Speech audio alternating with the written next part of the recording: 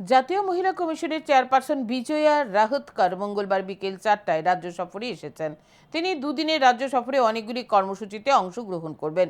মঙ্গলবার বিকেল 5:30টায় রাজ্য অতিথিশালায় মহিলা জনপ্রতিনিধিদের সাথে বৈঠক করবেন। রাত্রি 7:30টায় মুখ্যমন্ত্রীর সাথে বৈঠক করবেন। বুধবার সকালে উদয়পুরের মাতার বাড়িতে পুজো দেবেন বিজয়া রাহতকর।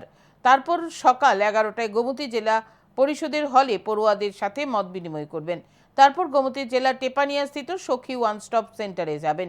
সেখান থেকে তিনি গোমতী জেলার রাজর্ষি হলে যাবেন। সেখানে গোমতী জেলার 20টি বিদ্যালয়ে প্রায় 800 পড়ুয়া উপস্থিত থাকবে। সেখানে বাল্যবিবাহ নিয়ে পড়ুয়াদের সচেতন করা হবে। সেই অনুষ্ঠানে মন্ত্রী টেঙ্কুরাই বিধায়ক অভিষেক দেবরায়ও উপস্থিত থাকবেন। এই কর্মসূচি শেষে গোমতী জেলার জেলা প্রশাসন ও আরক্ষী প্রশাসনের আধিকারিকদের সাথে বৈঠক করবেন জাতীয় মহিলা কমিশনের চেয়ারপারসন।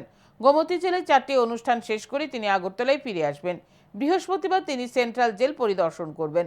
তারপর রাজ্য পুলিশের উচ্চপদস্থ আধিকারিকদের সাথে বৈঠক করবেন।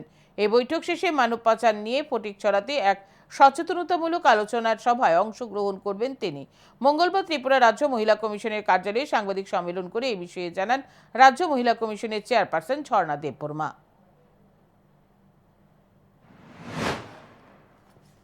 যে আমাদের ন্যাশনাল কমিশনের যিনি চেয়ারপারসন শ্রীমতী বিজয়া রাহতকরজি, উনি আজ বিকেল 4টায় আমাদের রাজ্যে আসছেন।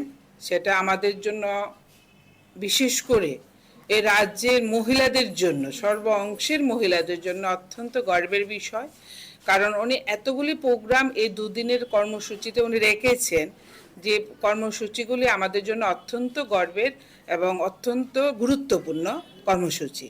তো প্রথম উনি আসছেন 4টায় আসছেন, এসে আমাদের যে সোনারতরী গেস্ট হাউস রয়েছে সেখানে বিকেল 5:30টায়, আজকে বিকেল 5:30টায় এখানে ওমেন রিপ্রেজেন্টেটিভ এবং ওমেন যে অ্যাক্টিভিস্ট আছেন তাদের সঙ্গে একটা ইন্টারাকশন মিটিং উনি করবেন।